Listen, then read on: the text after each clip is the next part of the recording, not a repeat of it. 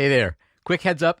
This episode includes a bunch of cuss words, which we have not beeped because they are perfect just as they are. So if you're listening with little kids right now, maybe save this one for later.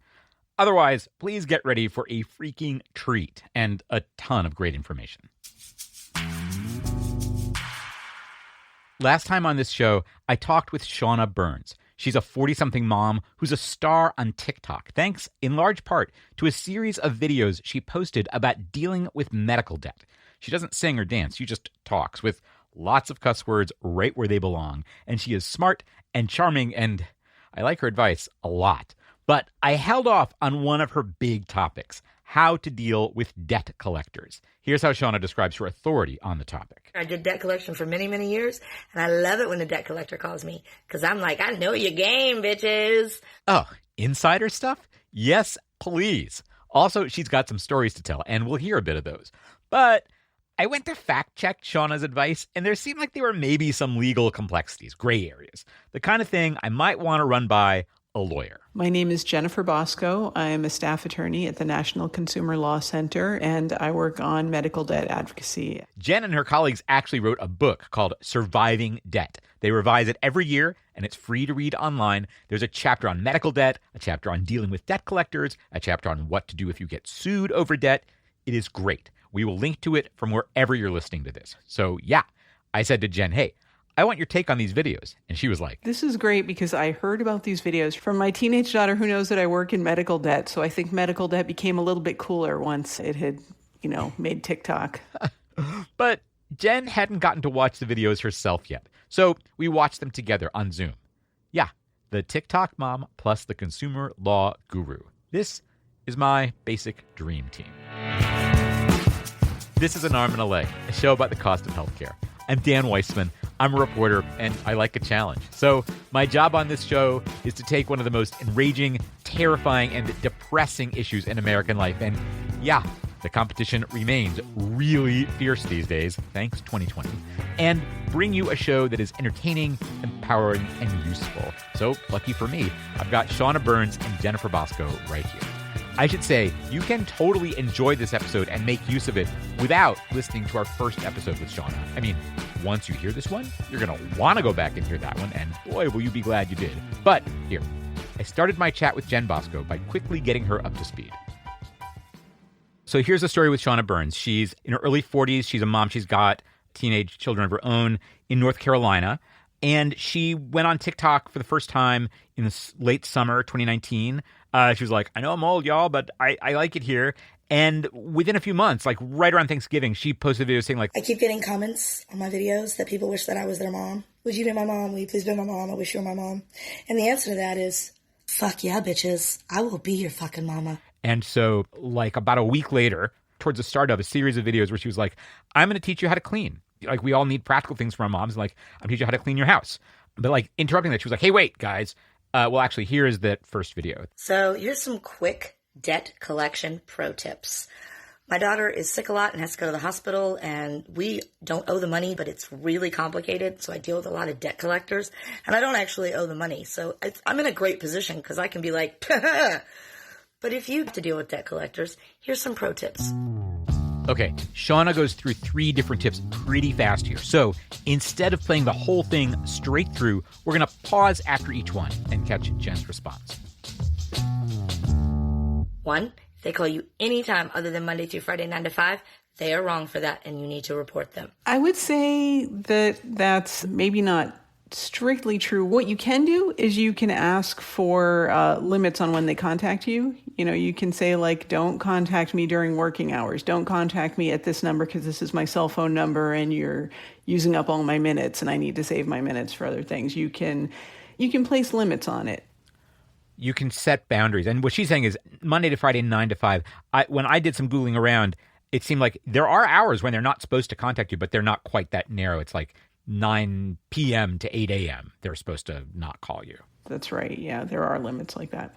And you're saying that beyond that, you can set limits. You can say like, no, I'm saying no to these kinds of contact. And you have a lot of leeway to say that. Yes. Great. Okay, good. And your book gives us instructions on how to issue those instructions to them so they'll stick. Right. There are instructions about how to write a no contact letter. Yes. There's like templates you can copy and paste. Yes, you can. That's what I need. I need templates I can copy and paste, and you've got them. I do too. I think, we all do. We're all busy. And as an attorney, I generally advise people to try to put those things in writing and to have a paper trail for yourself in case there's a problem further down the road. Yeah. All right. She's a 2. Medical debt dies after a certain amount of time. In North Carolina, it's 5 years. So if I owe you $10,000, bitch, I ain't paying that money. I'm letting that fucking clock run out. I love the feistiness. So there are statutes of limitation on when you can be sued for a debt. So, you still technically owe the debt, but there's not much the debt collector can do to collect it at that point. There are some important caveats, though. In some states, the way the state law is written, if you made a partial payment during, say there was a 7-year statute of limitations, and at 6 years and 11 months you made a partial payment, you might start the clock over again. Which, side note, just seems totally awful and unfair. But, okay, caveat taken. Okay, so this one stands as like partially true, handle with fucking care. Yes, yeah, definitely. All right, okay, great. Then third. If they cannot provide you by mail the original invoice that you signed, that means it is not valid debt. That means they have bought it and you do not have to pay it. True, false, partially true, handle with fucking care. Partially true, handle with what you said, care, yeah. And does it have to be the actual original signed copy? I don't think that it would in court. Like, I think, there could be other valid verifications of the debt, probably, but they do have to verify it. She goes into this one at more length in the next video. All right, guys, here's how to handle it anytime a collection agency calls you. Very first call, what you need to do. You need to say, I would like to request an itemized bill with every single charge, and I would like a copy of my original invoice or my original receipt with my signature. If they come back and they say, I'm sorry, we don't have that, you come back and say, well, without that, you can't legally collect this debt, so I legally don't have to pay it. Have a great day, and hang up the fucking phone. If they cannot provide you the original invoice, that means that the debt has been bought and sold and bought and sold, and probably the medical debt died along the way somewhere, and they legally can't collect it from you. If they cannot provide you with the original invoice, tell them to fuck off. It's that simple. They are illegally trying to collect debt from you that you legally don't have to pay. And if you know that, fuck them. All right. So, yeah, true, false, partially true, handle with fucking care. These are great. She's giving a lot of really good advice. And I think, it's important for consumers to stand up for themselves and to require accountability from whoever's trying to collect the debt from them. So it doesn't mean necessarily that the debt is invalid just because it's changed hands several times. But if nobody can kind of trace it back to you and to the actual charges that you're responsible for, then that's where the debt, may not be valid, and you can, give them the finger. Tell them to fuck off. Yeah. Yeah. So it sounds like their ultimate recourse in any debt collection situation is to take you to court, get a judge to say you can garnish this person's wages, you can raid their bank account. And if they don't have any documentation to show that this represents an agreement that you entered into, the judge will say in politer terms, fuck off. Is that true? Well, yeah. I should say, breaking in here, the judge isn't going to ask them this question themselves. You've got to show up and make it an issue. I think, unfortunately, what happens a lot is when people are sued and they get a summons to go to court, a lot of people, they're afraid and they just don't go, or sometimes they don't actually get the notice. When that happens, there could be a default judgment where the debt collector gets what they want. And that she's saying, play offense, let them know, look, do you have this or not? Because if you don't have it, you're never going to be able to get a judge to award this to you. I'm not going to let that happen.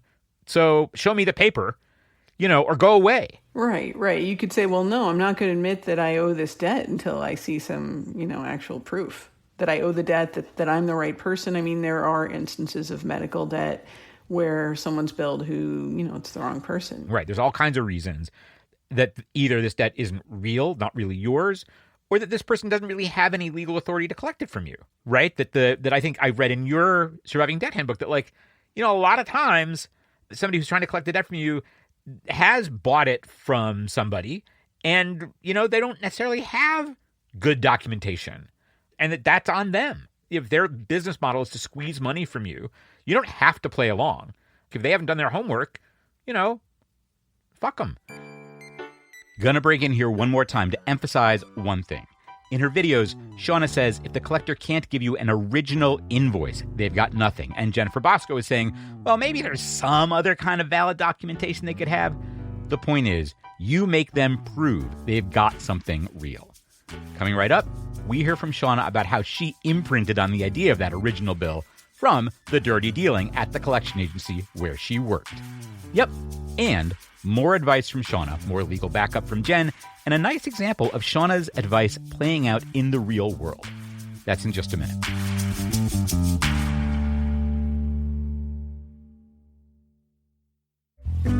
This episode of An Arm and a Leg is a co-production with Kaiser Health News. That's a nonprofit news service covering healthcare in America.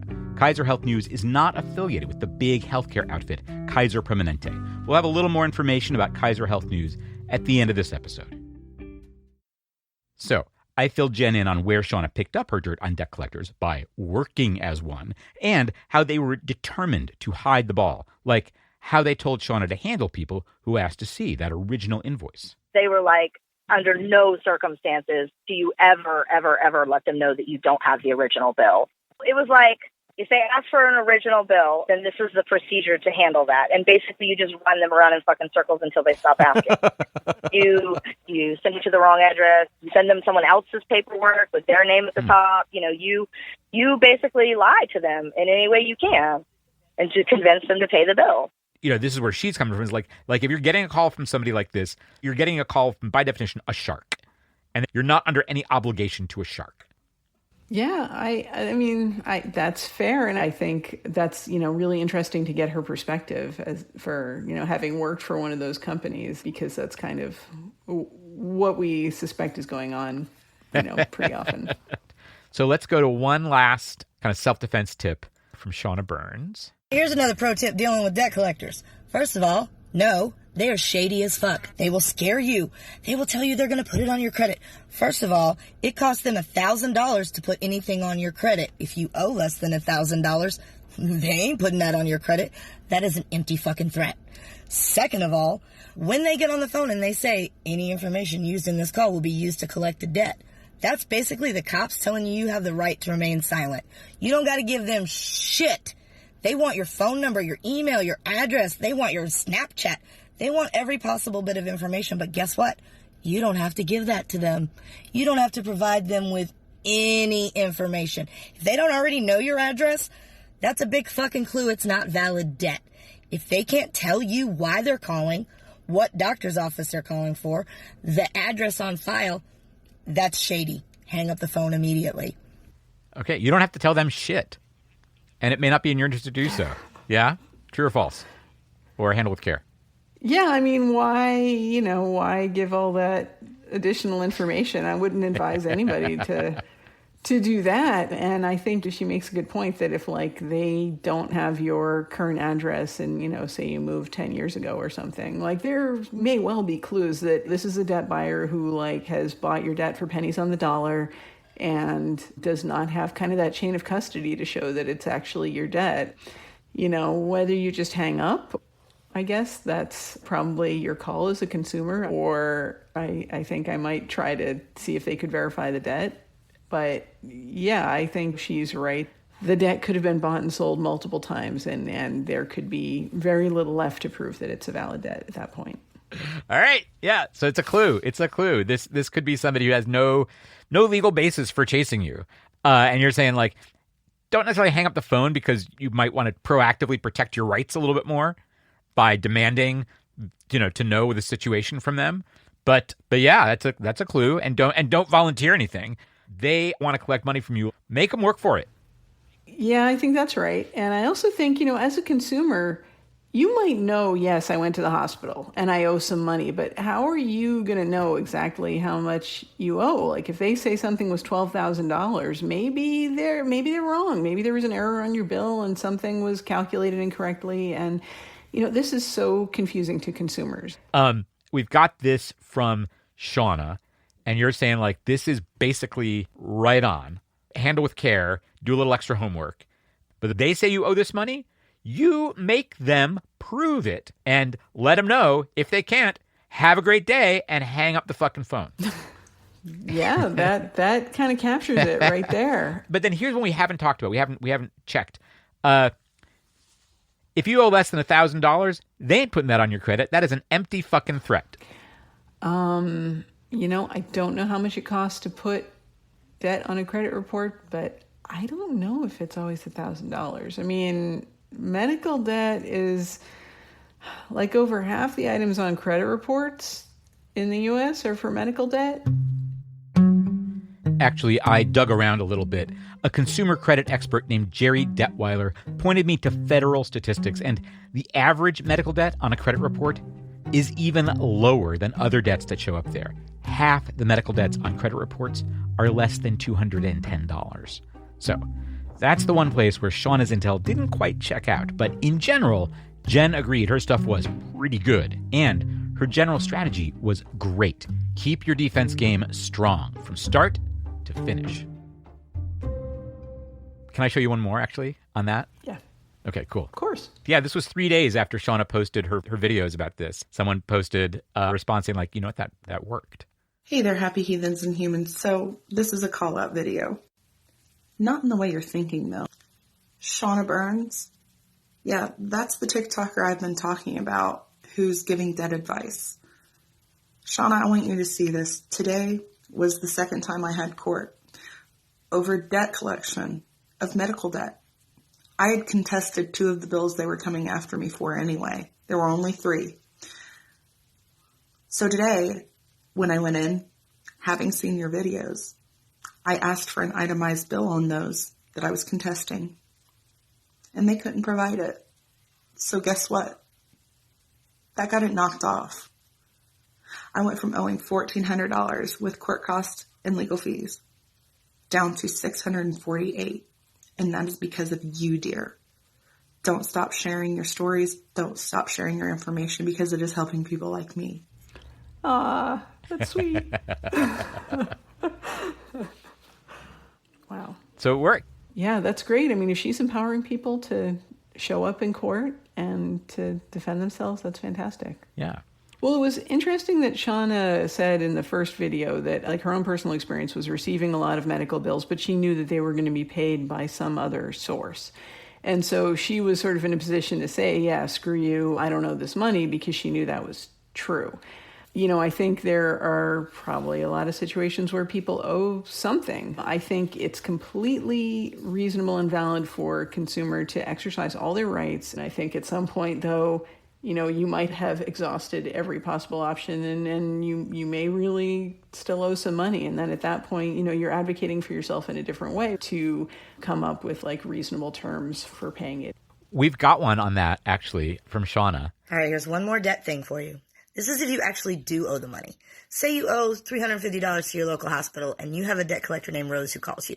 First thing, that bitch gonna call you every single week, usually about the same time. The number one thing is answer your phone. Don't reject it, don't block it, don't avoid it. If you do that, they win. Answer your phone and then be nice to her. I know, right? What a crazy concept.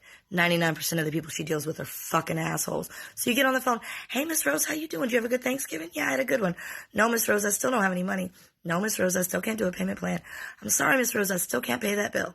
You do that every week for 6 months, and then when Miss Rose calls, you'd be like, hey, Miss Rose, guess what? It was my birthday. I got a check for $50. I know I owe you $350, but will you settle this in full for $50 to not have to deal with me anymore? 99% of the time, they will take that $50. They will write off the rest, and they will take it. And there you go. That's how you get out of paying $350 bills. You are like cracking up when she said that. Yeah, I love that.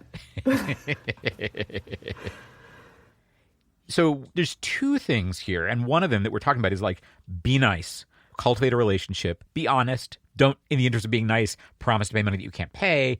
No, Ms. Rose, I still can't pay that bill. No, Ms. Rose, I still can't do a payment plan, right? Like, just be a human being about it. But the first piece of advice she gives, like, strikes me as legally, important. She's like, don't ignore the call. Don't block it. Don't, not take it. If you do that, they win. Because the ignoring it leads to them, like, eventually, well, they ignored us. We went to court. We got a garnishment order. And, like, you don't have any defense. Yeah, absolutely. I think you still could limit the amount of times that they call you, and they don't have to call you once a week. You could say, don't call me more than once a month. I'll talk with you once a month. Let's make an appointment. Mm-hmm. So you can do it on your terms. But her basic advice here is, one, do not just ignore it, which we all want to do, right? That's the thing you don't do. And then two, when you do it, be nice. And three, you're saying, like, remember, you have some rights. Like, you don't have to accept the terms on which they are wanting to just call you whenever they want. Mm-hmm. You can make that happen on terms that are agreeable to you. And especially if you're like, we make this appointment, I'm going to answer the call. So thank you so much for this. Last question. You've been doing this for a long time. You're trying to keep on top of rights for people, help people, give people advice. How does it feel? It's kind of like trying to roll a boulder uphill, I think. And I'm especially worried now with the COVID crisis, now that so many people have, lost their jobs and lost employer-sponsored insurance. I feel like ultimately in the long term, it's hard to see market solutions working for this medical debt problem. When you say I don't think market solutions, is that code for like, yeah, man, we need single-payer healthcare, or this is just going to keep being a bigger snowball? I don't think there's a lot of dispute about that among advocates who do this kind of work. You'd have to find a different kind of work, right? Oh, well, yeah. There are probably other things I could do, but there's always going to be financial challenges for lower income people, and that's what my organization does. So there's more rocks to push uphill. Yes. If your job is pushing a rock uphill, you got to really want the exercise.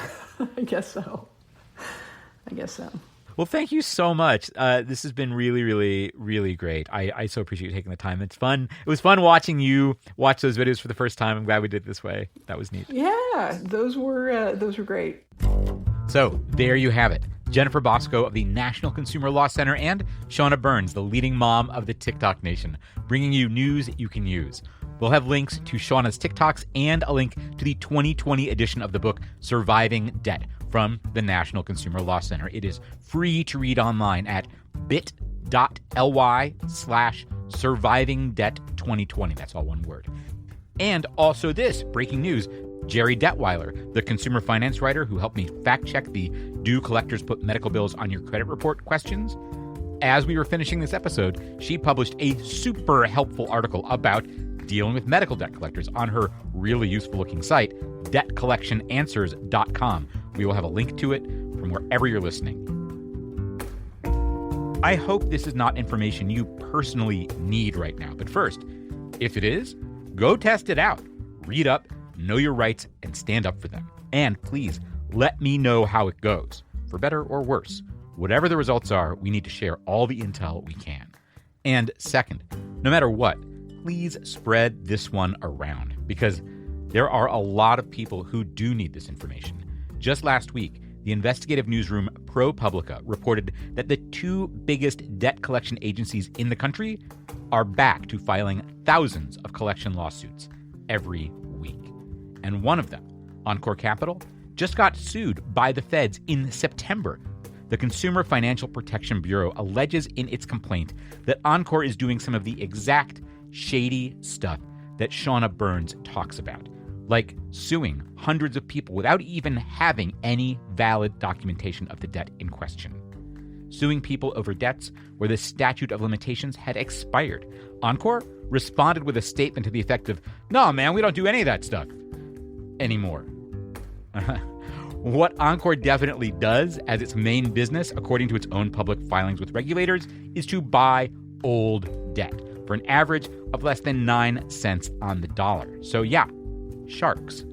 With help from folks like Shauna Burns and Jen Bosco and Jerry Detweiler, let's keep our defense game strong. And next time, we're going to meet a guy who went on the offense.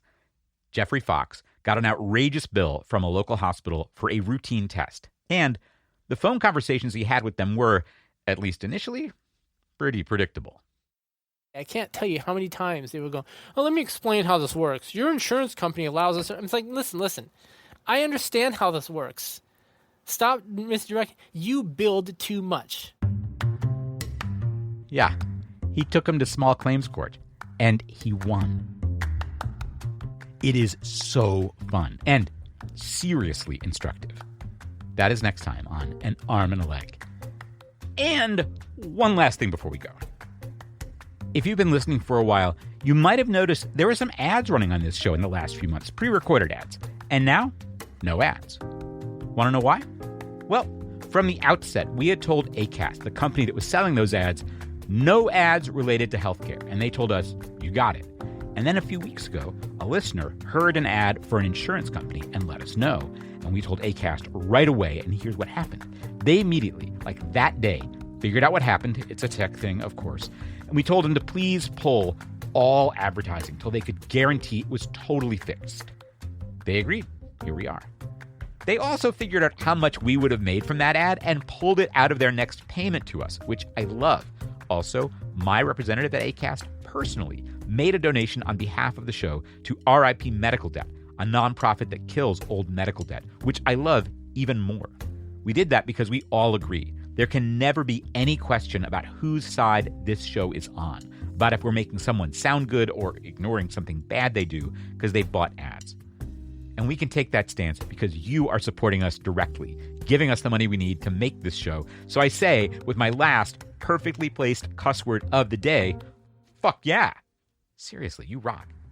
And if giving money is totally not in your reality right now, well, yeah, that makes a ton of sense. Hang in there. We've all got a ton of work cut out for us. I'll catch you in 2 weeks. Till then, take care of yourself. This episode of An Arm and a Leg was produced by me, Dan Weissman, and edited by Marion Wang. Daisy Rosario is our consulting managing producer. Adam Raymunda is our audio wizard. Our music is from Dave Weiner and Blue Dot Sessions. This season of An Arm and a Leg is a co-production with Kaiser Health News. That's a nonprofit news service about healthcare in America that's an editorially independent program of the Kaiser Family Foundation. Kaiser Health News is not affiliated with Kaiser Permanente, the big healthcare outfit. They share an ancestor. This guy, Henry J. Kaiser, he had his hands in a lot of different stuff. Aluminum, shipbuilding, one of the first big resorts in Hawaii, concrete, like for the Hoover Dam. Seriously.